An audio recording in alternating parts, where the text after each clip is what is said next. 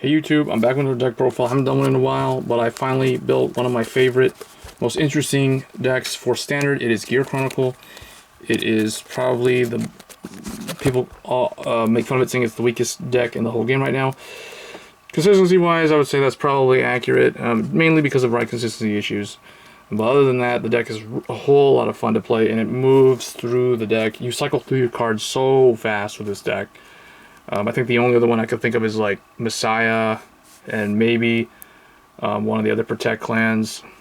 Like Blue might be fast too, cycling through their cards. But this deck is just really fun to play. Don't expect to win too much with it if you're going up against a lot of competitive decks.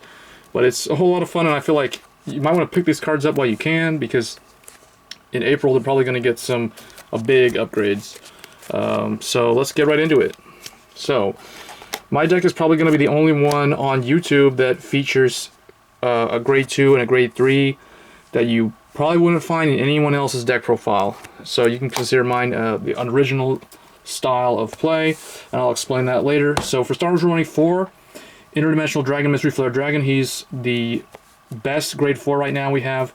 Gear Chronicle, interestingly enough, runs grade 4s. That's their gimmick thing, because it's kind of like how striding used to be. They're known for striding, so Bushiroad tried to keep that image in the deck's playstyle, which I really like.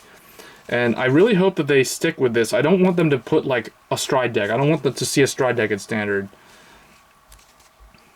So four of him. He's like your best grade 4. Usually your win condition with him is the 13 or more.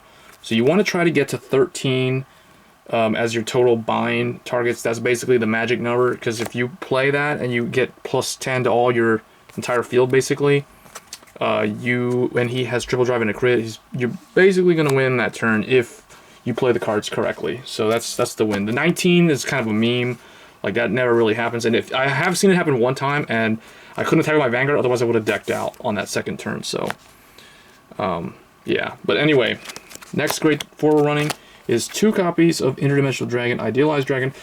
Ride consistency is a big problem with this clan right now, or with this deck. So I try to run no more than 6 grade 4s. Some people like to run 8, or they'll run like 3 of him and 3 of him and 3 of this guy. They'll do like 3 and 3, which is okay. I actually was running that for a long time, and then I finally I realized, like, this guy's only purpose is to basically fix your field and kind of like mess with your opponent a little bit. But the problem with him is that the opponent will always choose the least important rear guard for them, or they'll choose something that they have like an on-call effect so they can reuse it. So he would have been a lot better if you get to choose the opponent's rear guard that goes back, but because he doesn't do that, that's why I feel like he's just not that important. His 11 or more skill is really nice, and you can use it, but usually I don't know, if you're using his 11 or more skill, that usually means that you're trailing your opponent, and you're probably going to lose that game. So I feel like he's just not as important. He's good against Protect though, because Protect will always PG your triple drive with crit. So I feel like he's good in the Protect matchup against someone like, I don't know, like Angel Feather or Pale Moon. Not Pale Moon, Blue or OTT. So just keep that in mind. So that's why I keep 2 of him, for the variety, of course. So you usually go into him like once per game. So you only need to run like 2 of him, just so one's in the damage zone and you can still use him. But definitely 4 of this guy. So that's the grade 4s. I just feel like this is the most optimal I can make it. For grade 3s, I'm all about ride consistency, so I am going to run 1 more than just the standard 4 of this guy. But 4 Lost Legend, he's basically your grade 3 ride target. He's the main, he does a lot of the work. Like, without him as the Vanguard, the deck will really fall apart.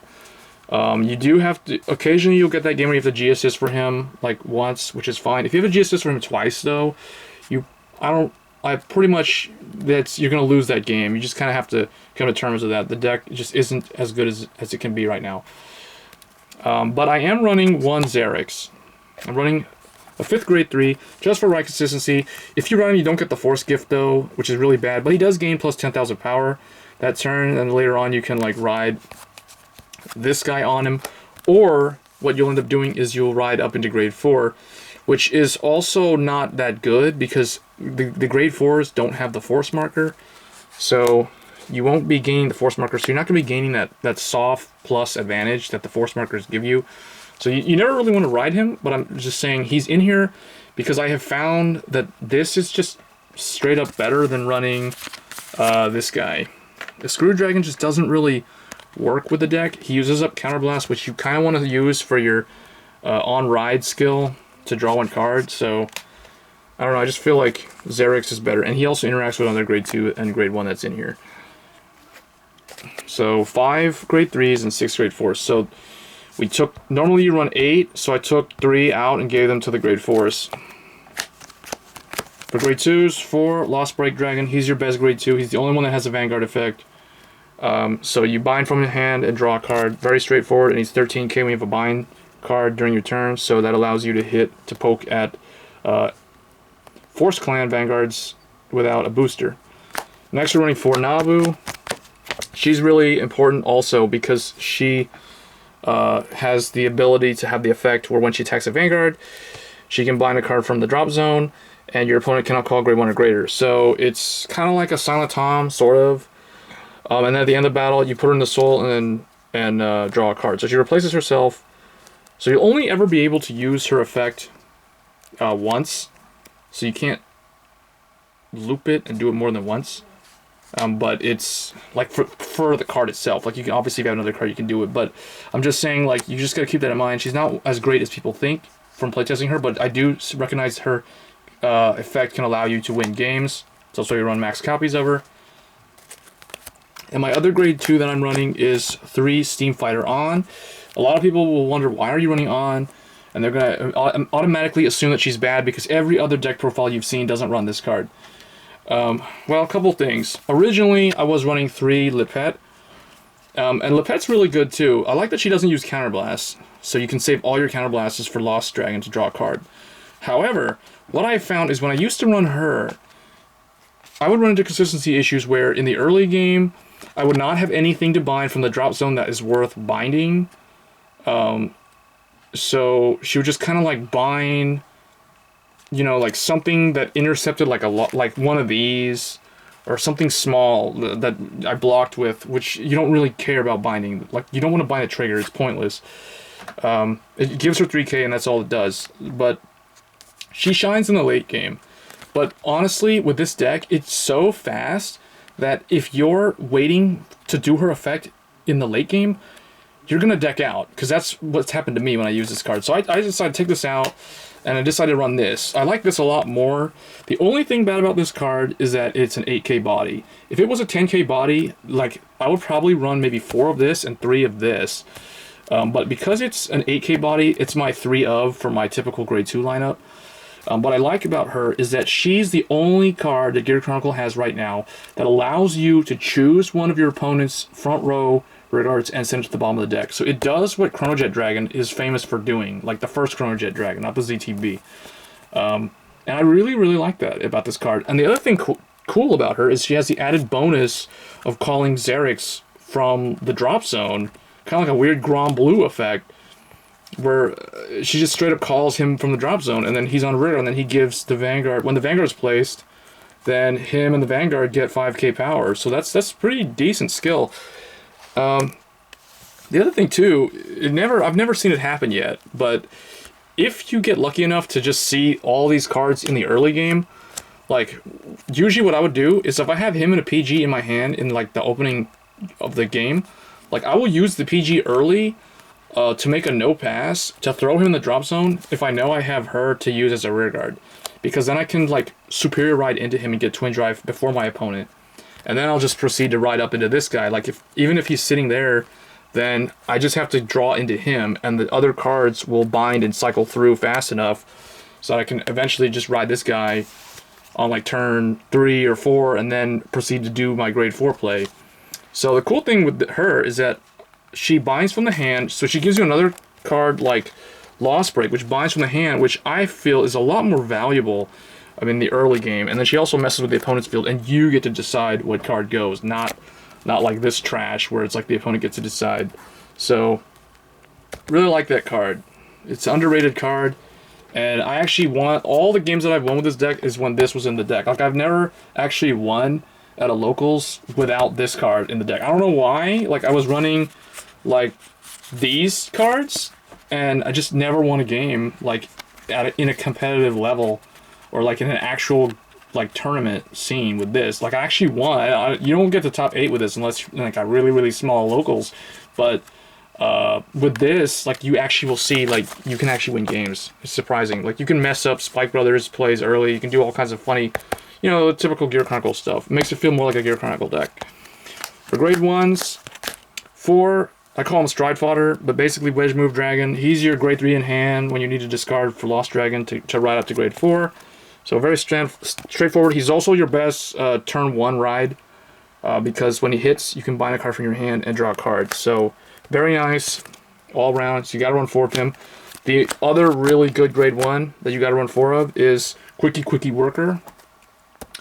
This card is extremely good at recycling your grade 4s that you used back to the bottom of the deck, and then you can Soul Blast 2 to draw a card. So that's in here for that reason. Says you need the recursion because the deck can deck out. And then the only other grade 1 is Memone. I run her because she also is very good in the late game if you discard a grade 3 or grade 4 for her effect when your Vanguard is played. So basically every time you ride up to grade 4, if she's already on the field, you can use her effect to draw a card and then discard a card from your hand, and you've discarded grade 3. So usually you'll discard like Xerix, who was just sitting in there waiting to be PG fodder or Stride Fodder, you know, whatever, or another one of these.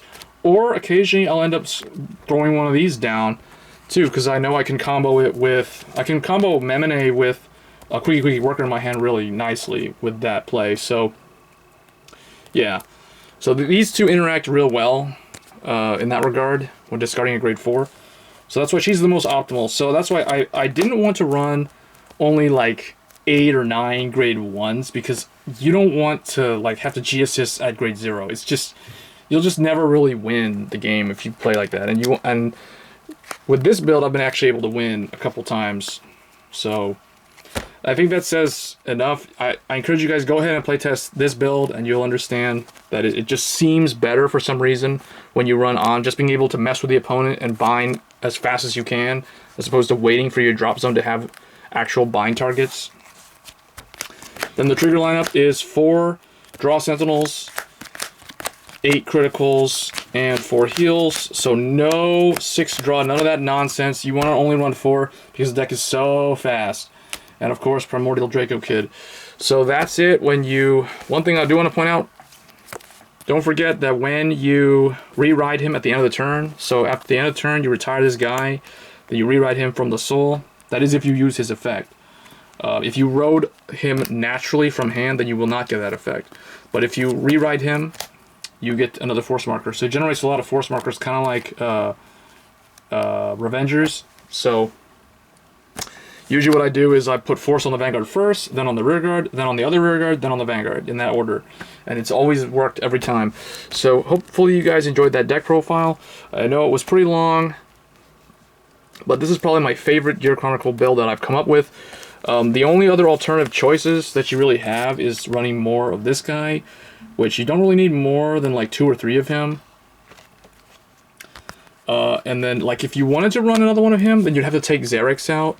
But I don't know, I just like Xerix, and Xerix is grade 3, so he works with all the discard 3 effects. So, and you can ride him in a pinch as well, and he'll gain 10k, you just won't get the force marker. So there is always that too. So I just like having the one Xerix as a tech choice. So don't really need more of him. This guy is trash in here, just doesn't work. My original build was him with Lost Break. I was running like 2 of him for like 6 grade 3s, or actually I may have even done like 7 at first. But I don't know, it just didn't work out. This guy also, I didn't like him because he's 9k for a force. He does apply pressure, but the thing is, his counterblast interferes with him in a way that's not as, like, she uses counterblast too, but she messes up the opponent's field, and so she disrupts the opponent's field and can potentially, like, call your Xerix from the drop zone. So, I don't know, I just feel like being able to have Gear Chronicle do what Gear Chronicle does is more valuable than gaining like 5k power. And by the time you are in the later part of the game, you'll have like 3-4 circles on the field anyway. So his effect, I don't know, it's just not really needed. Like maybe one of him, but I don't really see him as necessary. I'd rather bind stuff. So I would always run Lippet over Gun Bezel. I just don't like Gun Bezel. But anyway, that's my take on Gear Chronicle in the current format. Looking forward to getting updates later in the year. And hope you guys enjoyed the deck profile, and I'll catch you guys in the next one. Thanks.